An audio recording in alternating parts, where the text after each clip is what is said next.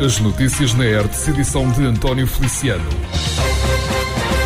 O homem e a mulher de 27 e 28 anos que são suspeitos da prática de atos de vandalismo na cidade de Tomar vão aguardar julgamento em liberdade, ficando agora sob termo de identidade e residência, a medida de coação menos gravosa. Tal como a Hertz adiantou em tempo oportuno, este casal foi constituído arguido no âmbito de um inquérito pelo crime de aquisição de arma ilegal. Houve depois lugar à realização de uma busca domiciliária, onde então se confirmou a apreensão de diversos artigos de pintura com possível relacionamento a atos de vandalismo, danos e grafites perpetrados na cidade, adiantou o Comando Distrital de Santarém da PSP em nota enviada para a redação da Hertz. Depois da onda de vandalismo que assolou a cidade de Tomar, as autoridades já conseguiram identificar algumas pessoas, todas elas jovens, suspeitas de destruição de património público, onde se inclui a prática de grafites na pior acessão desta prática. O Convento de Cristo, em Tomar, vai ter uma nova entrada condigna que vai tornar aquele espaço todo visitável. A garantia é de Andreia Galvão, diretora do monumento, expressa em declarações à Hertz. Está em causa uma obra no âmbito do Plano de Recuperação e Resiliência, que visa, dessa forma, a reabilitação do Paço Henriquino, Alcáçova, Castelo e ainda do Jardim, sendo que a conclusão aponta para dezembro de 2025. Esta intervenção estender-se-á também à valorização e requalificação da antiga Praça de Armas, áreas que ficarão dotadas de condições de acesso imprescindíveis. Andreia Galvão adiantou que a ideia passa por tornar visitável a Alcáçova, criando ainda condições para pessoas de mobilidade reduzida. Está previsto realizar, de facto, uma nova entrada para o convento, condigna, não é?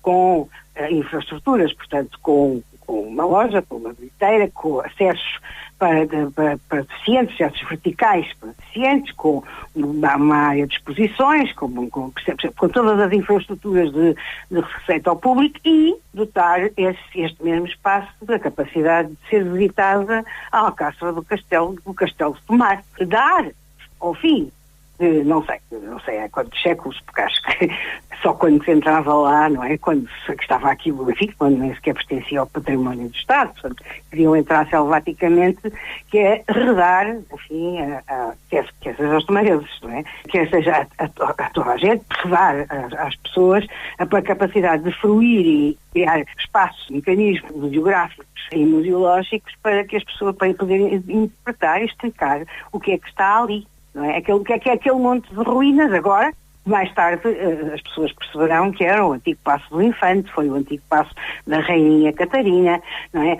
Foi mais uma série de outras coisas que entretanto, lá estão, porque as pessoas não tiveram nunca a oportunidade de ver, não é? Mas que terão a possibilidade, de facto, de se orgulhar do seu monumento e finalmente este monumento ter uma entrada condigna em um espaço para acolher os visitantes e ser todo visitável. Tirando agora o Hospital Militar. Essa parte aí realmente não está visitável, isso ficará eventualmente para outra fase. Andreia Galvão foi ainda questionada sobre o impacto que a intervenção terá no conhecido como Jardim Formal. A diretora do Convento de Cristo assegura que a ideia não passa pela destruição daquele espaço, sendo que parte do mesmo ficará para memória futura, ainda que o objetivo seja perceber que estruturas ali existem e que ali estavam antes dessa zona ajardinada. O chamado Jardim Formal é um jardim idêntico em termos de estilo paisagístico a muitos outros feitos na altura pelos monumentos nacionais dos anos 40, que foi toda uma... foi feita toda uma série, digamos, de arranjos exteriores à volta das igrejas, dos conventos, dos monumentos, que têm o seu valor, evidentemente, tem o seu valor histórico, não é? Porque, pronto, realmente, não sei se só os marenses têm memória disso, mas esse espaço aí teve várias versões, teve árvores, teve arvoredo, teve floresta. A ideia não é destruir, mas há uma coisa que é certa, é que nós vamos avançando no tempo, exatamente por isto, tudo que eu acabei de dizer, estes monumentos não são um organismo estático, não é? São um organismo em evolução e precisamente, em termos patrimoniais inclusivamente, quando são alvo de um projeto, aquilo que nós pretendemos nesses projetos também é dar-lhes uma reabilitação, uma nova vida e dar também às pessoas a possibilidade de verem e poderem se projetar num próprio edifício, não é? Naquilo que ele foi antes desse jardim.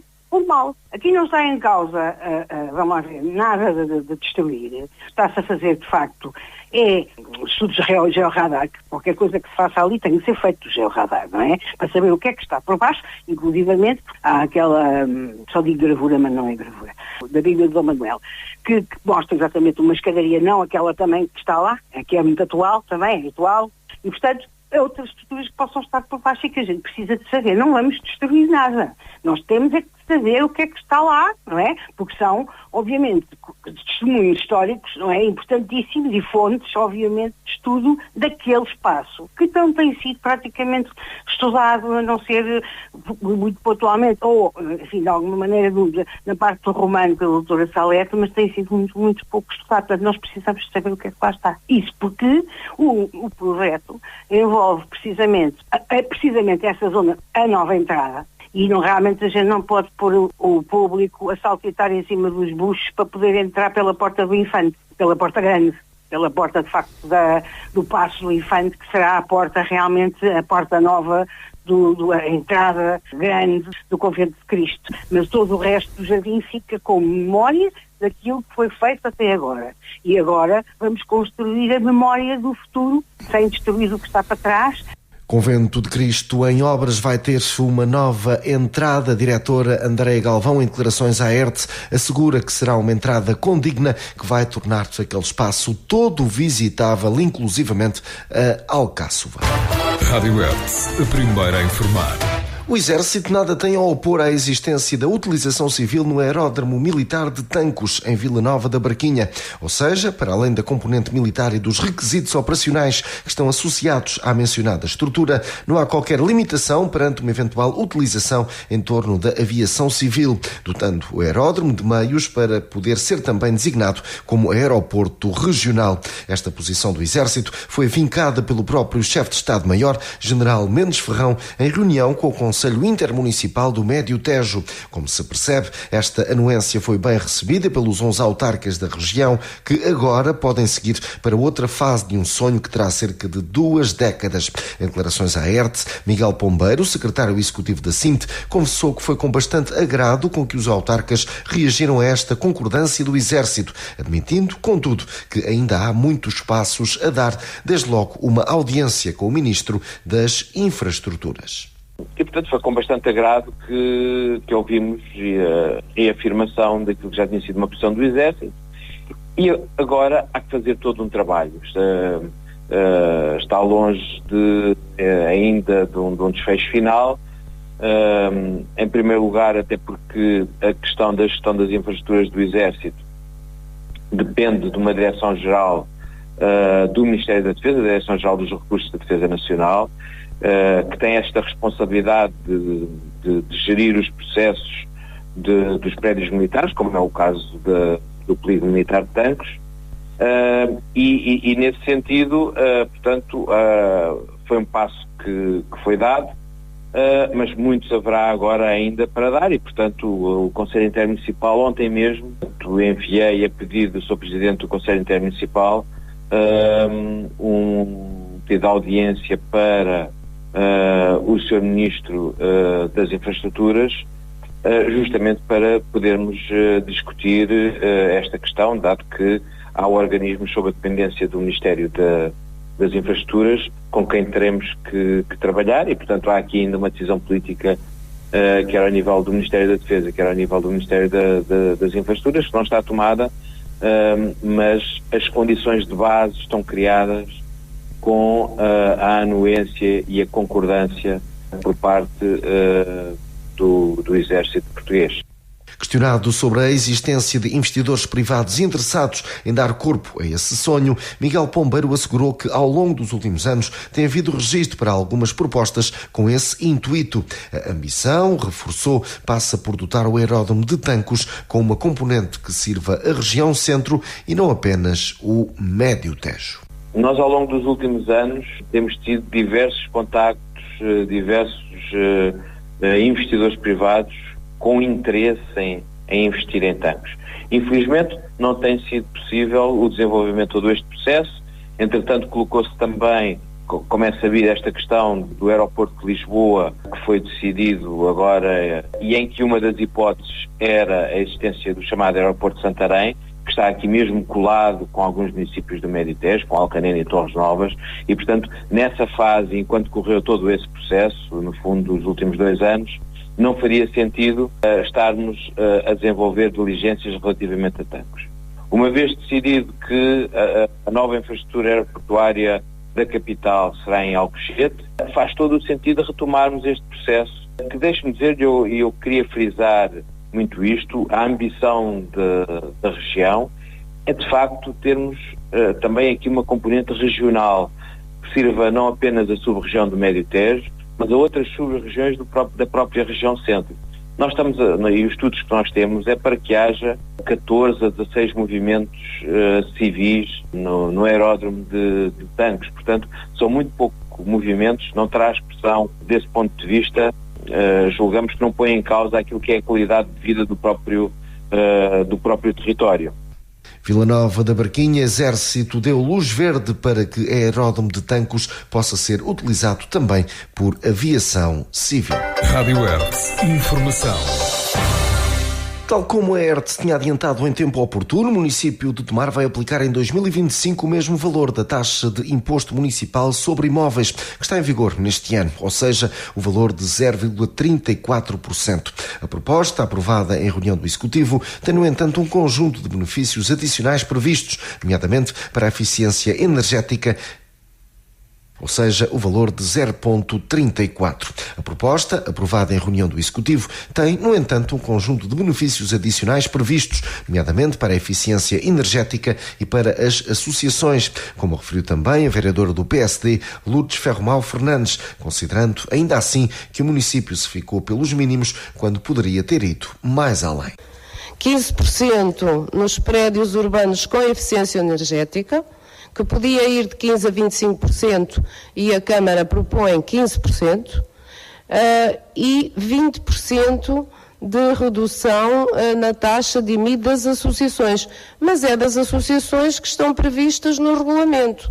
Portanto, as IPSS já têm os seus, portanto, as suas isenções, faz parte dos estatutos de benefícios fiscais. Os 20% que tem aqui, que podia ser de 20% a 50%, a Câmara apenas propõe 20%, e é naquelas que têm as suas, portanto, os seus imóveis, as suas sedes regularizadas. Obviamente que é uma preocupação a regularização e a legalização das sedes, e o PSD já veio com uma proposta também daqui a pouco há 3 anos e tem-se preocupado com essa situação. O PSD congratula-se pela aplicação do regulamento dos benefícios fiscais, embora, obviamente, tenham ficado pelos mínimos no cumprimento das nossas propostas.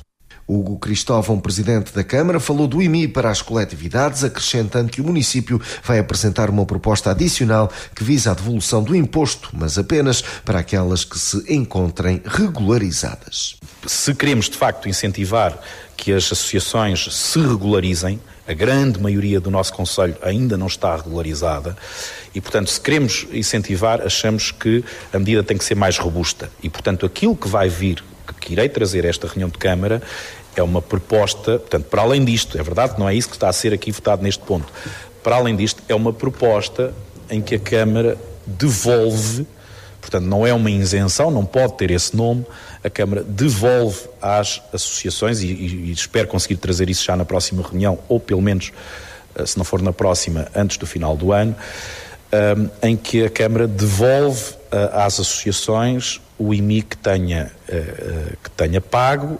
naturalmente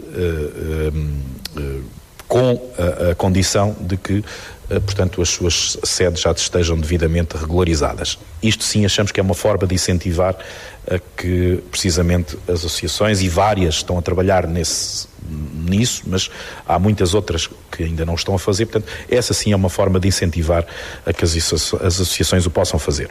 Na análise política que fez à proposta, o vereador Tiago Carrão, do PSD, apontou a falta de ambição, mas também a ausência de condições para baixar o IMI, dando como exemplo outros concelhos da região. E eu creio que esta proposta do IMI denota duas coisas.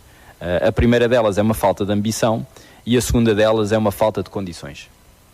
A falta de ambição, porque o que aqui apresentam, no fundo, vai ao encontro, apesar de ficar aquém, vem no sentido daquilo que o PSD tem vindo a defender há já algum tempo, aliás, desde 2021 que andamos a batalhar pelo regulamento dos benefícios fiscais, da atribuição dos benefícios fiscais, mas falta ambição e ficam aquém.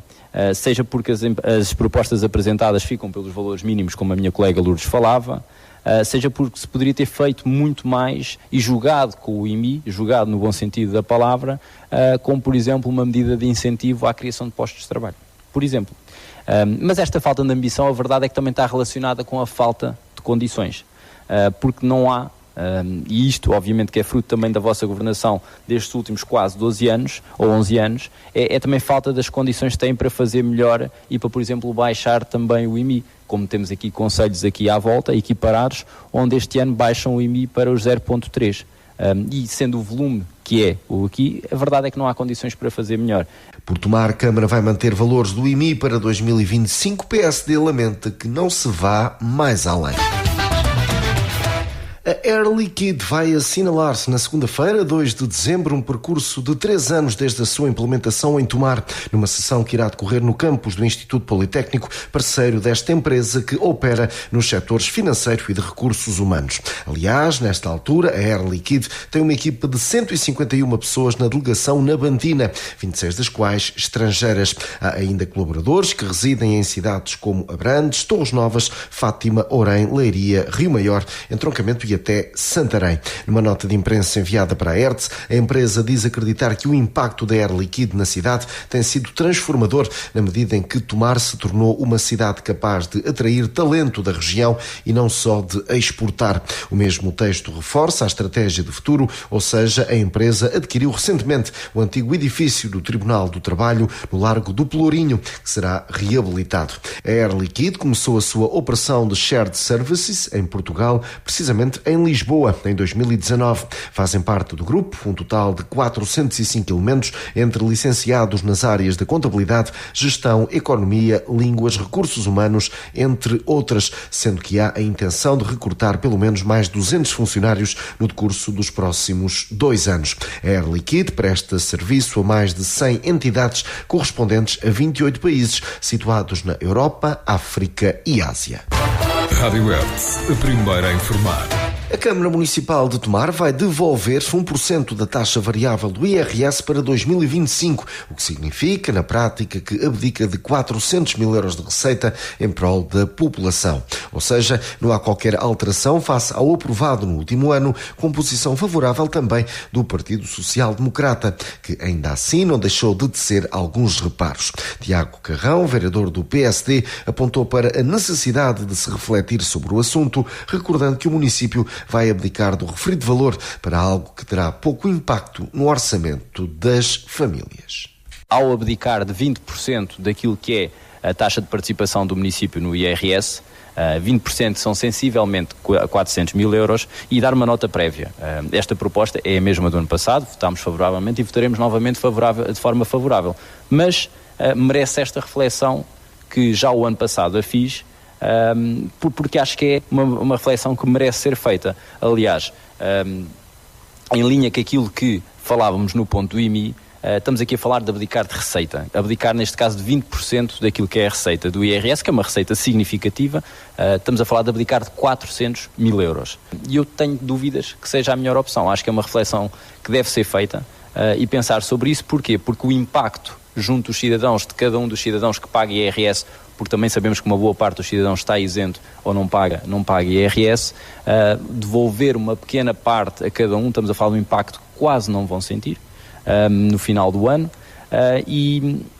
ou seja, distribuído o impacto é diminuto, e não tenho dúvidas que a Câmara Municipal poderia fazer algo com muito mais impacto para a comunidade, para as freguesias ou para o Conselho, com esses 400 mil euros. Era possível fazer muito mais obra. Por outro lado, isso seria, ou esse raciocínio fazia sentido se a Câmara fosse bem governada. Como não entendo que assim não é, olha, realmente vale mais dar o dinheiro às pessoas, que elas certamente farão com que será bem mais emprego. Hugo Cristóvão, presidente da Câmara de Tomar, repostou a análise de Tiago Carrão, falando em jogo de números por parte da oposição, e referiu que o montante devolvido aos cidadãos é de 1% da taxa variável do IRS. Aqui o princípio geral é manter as taxas em semelhança ou em consonância com aquilo que decorreu no ano anterior, mas já agora não deixe de notar esse jogo com os números. Essa coisa de dizer os 20%, sim, são 20%, mas é 1%. Portanto, estamos a falar de 1% que é devolvido aos cidadãos. Portanto, eu sei, mas há sempre várias formas de jogar com os números e de fazer parecer lá para fora aquilo ou tentar, não é? Tentar, em regra não conseguem, mas aquilo que é ou não é. Portanto, estamos a falar, nos termos da lei, da devolução de 1% aos cidadãos na taxa variável que vai até aos 5%. Por tomar taxa variável de IRS, Câmara devolve 1% à população, abdicando de receita na ordem dos 400 mil euros. Rádio Hertz. Informação. Aconteceu em Ceiça, concelho de Ourém. Alguém colocou 7 cães bebés dentro de um contentor de lixo. Ainda assim, os cachorros, com cerca de uma semana de vida, conseguiram resistir o tempo suficiente até serem encontrados por um popular e entregues no centro de recolha oficial daquele concelho. Aliás, foi mesmo esta instituição que confirmou o sucedido com recurso a uma publicação nas redes sociais. Refira-se que os cães, entretanto, já foram adotados precisamente a voluntárias do CRO Oriense. O abandono de um animal de companhia é considerado como crime e, por isso, punido por lei. Quem abandonar um animal de companhia, colocando em perigo a sua vida, incorre numa pena de prisão até 8 meses. Vamos agora avançar para a nota do dia, hoje com Américo Costa. Queridos amigos e ouvintes da Rádio Hertz, hoje eu gostaria de dedicar um momento para vos enviar uma mensagem cheia de calor e amizade. À medida que nos aproximamos das festas, é tempo de reflexão, de união e de celebrar o que realmente importa nas nossas vidas. Quero desejar a todos um Natal repleto de alegria, amor e paz. Que cada um de nós possa encontrar um momento especial para partilhar com a família e os amigos. E que o espírito solidário e compreensão prevaleça em nossos corações. Neste Natal, façamos um apelo à paz e ao amor, não apenas nesta época festiva, mas em todos os dias do ano. Possamos construir juntos uma comunidade mais forte e mais unida, onde a empatia e o respeito sejam a base de todas as nossas relações. Desejo-vos boas festas e um próspero ano novo. Que 2025 traga consigo muitas alegrias e realizações para todos nós. Um forte abraço, Américo Costa. Américo Costa aqui com a sua nota do dia. Rádio Hertz, a primeira a informar. Concluímos assim mais esta edição. Continue desse lado. Estas e outras notícias em radiohertz.pt.